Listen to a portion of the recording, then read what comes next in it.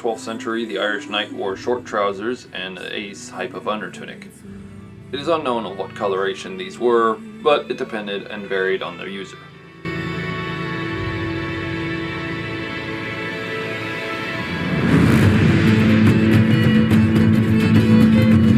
Next would be a form of leggings and footwear.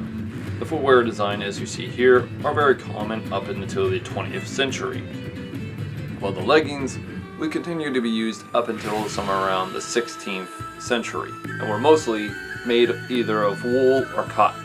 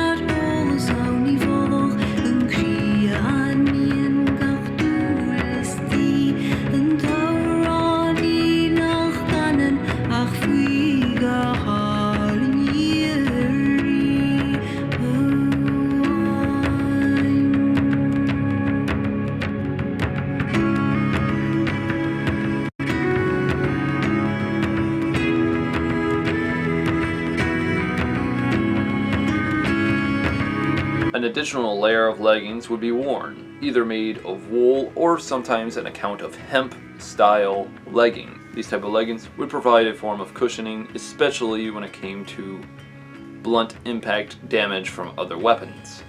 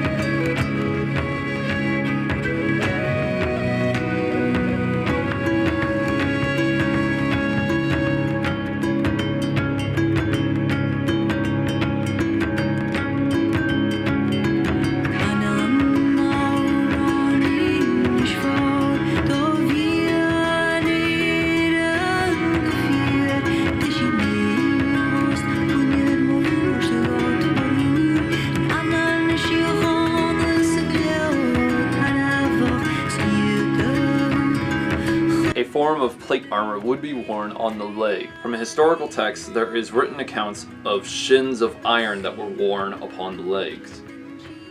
So we don't actually know what this type of armor was. All that we can understand is that it means shins of iron, meaning that it had some sort of leg armor. And before anyone starts saying that it was male leggings, this is probably not true at all, seeing that the fact we have historical accounts of male shirts. So this probably is not what it was.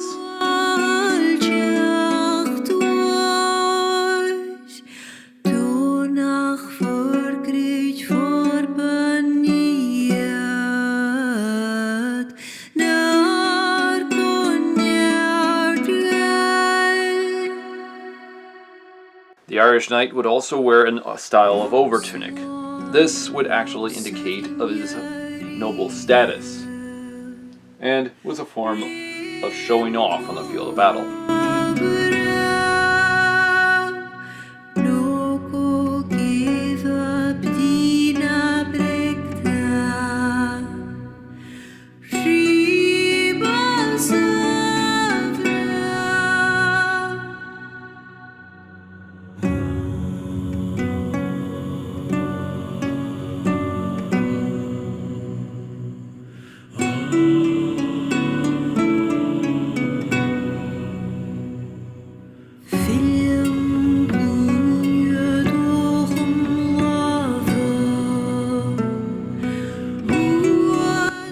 Padded armor would then be worn over the overtunic. However, there are some accounts that even a style of thick woolen tunics would have been worn rather than gambeson. However, there is much debate on this type of subject.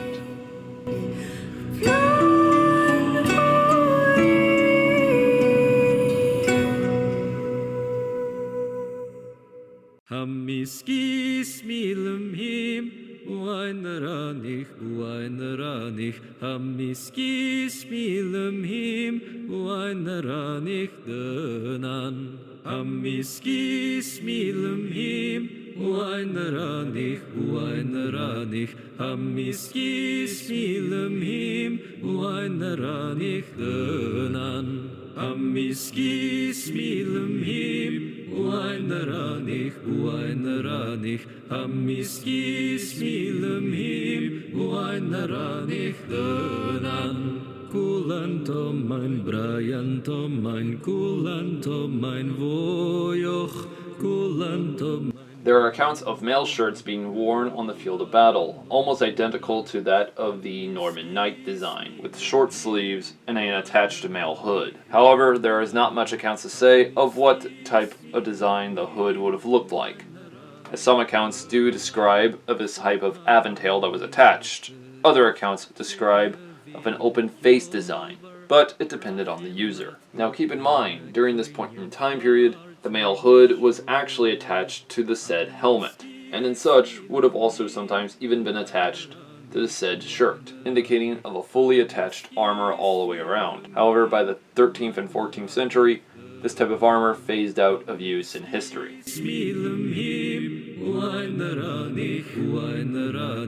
A cloth belt would be worn in indicating of who was friend from foe on the field of battle.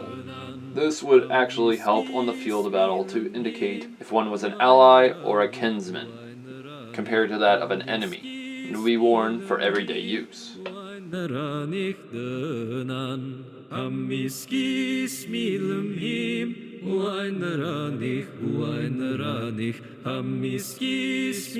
There is also an account of an exposed plate upon the arm. Now, this actually indicates of only one style of form of plate that was probably worn on the sword arm, rather than being used on both arms. It is hard to say, though, of what this type of armor actually looked like. So, this is my best adaptation of what it could have looked like.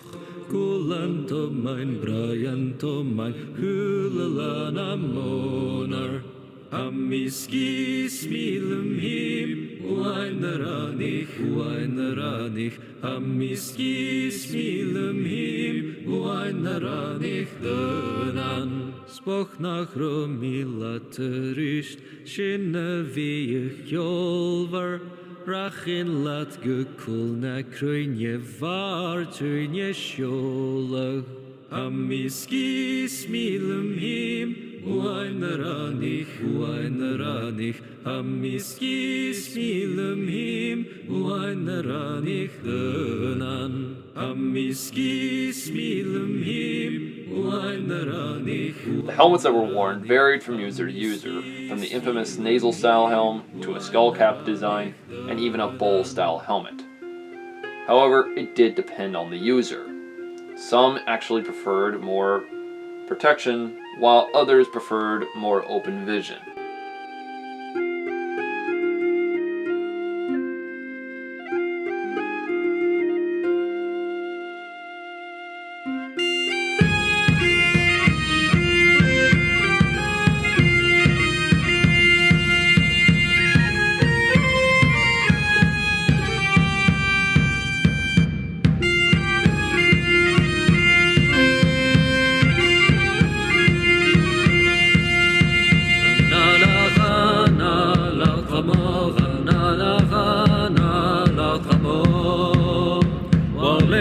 Al castellavo din din do darim gono din din do darim gonizon erulestre plegamor e well you gwen goto digo din din do darim gono din din do darim gonizon de gwetan outro yanendro de gwetan outro yanendro de gwete odazi walevro din din do darim gono din din do darim gonizon de ventivat da vretonet ne ventivat da vretonet Amalos rus da chalawet din din do darim gono. The swords that were used varied from user to user, as some preferred an older design variation, such as that from the 10th century. Others would prefer also from the 11th century. But some would even copy and use swords that were used by the English. But it did depend on the user.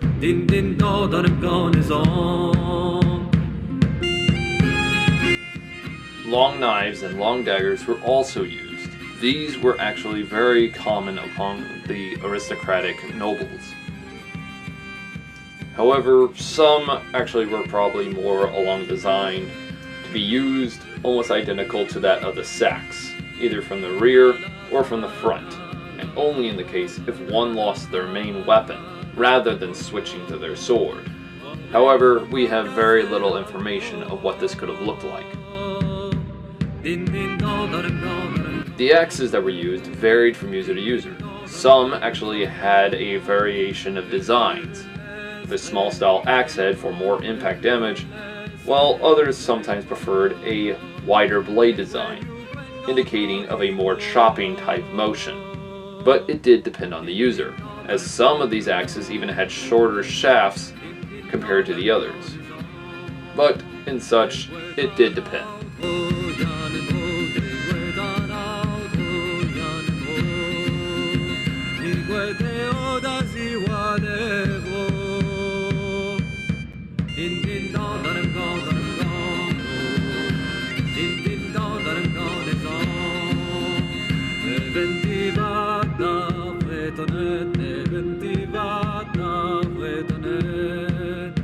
Amalos rus da chalawet din din do darim gono din din do darim. The shields that were used were also of a variation of designs. For example, the kite shield was the more common design shield that was used by the said Irish knight of the 12th century. However, by the very late 12th century, we start to get accounts of round shields being used, as many historians even believe that this is a variation of the Irish targe. However, it does depend on the user. In In fact, some of these kite shields were even designed in a different variation of patterns. How so? Well, in such there was the traditional style wooden plank design, and others preferred a variation of wicker design shields with a form of cowhide over the shield, making the shield even lighter and still strong enough to actually take the impact of certain weapons.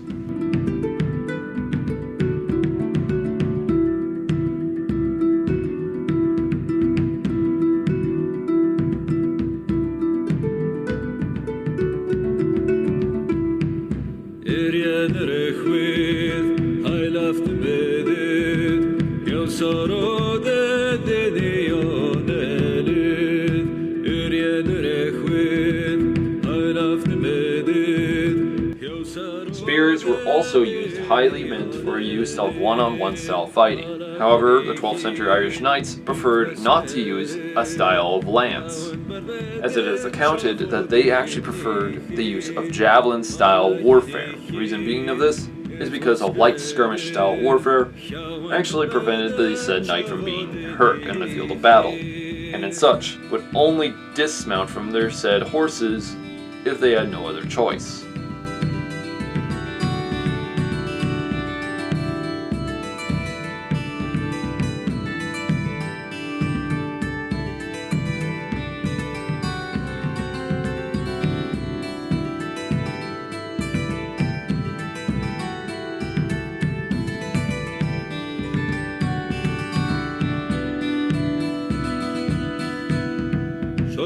Sa guidant, pane madrodant, agua gaswantam nechodian.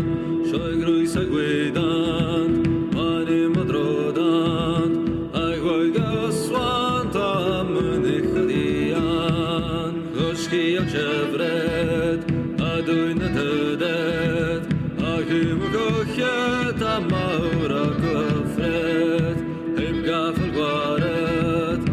Gafel guaret, rag frien reget.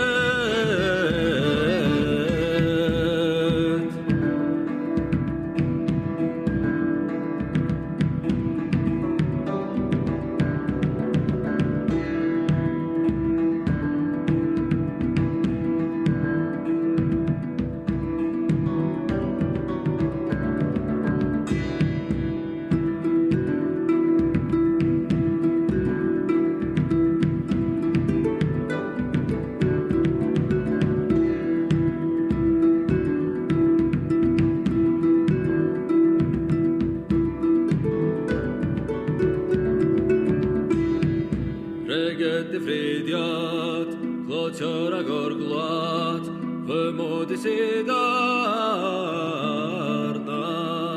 Op klövat, du is de pellitrat pan, klövat kan.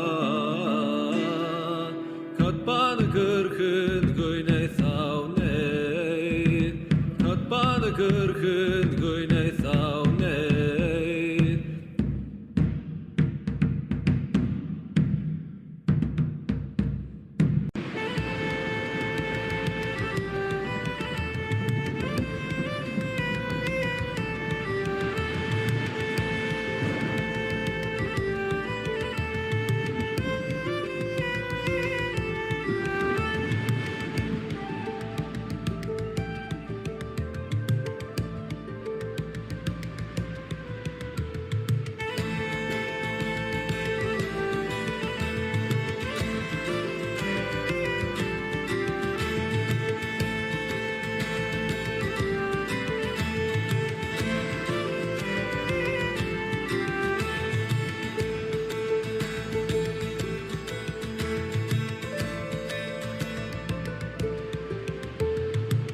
Sacher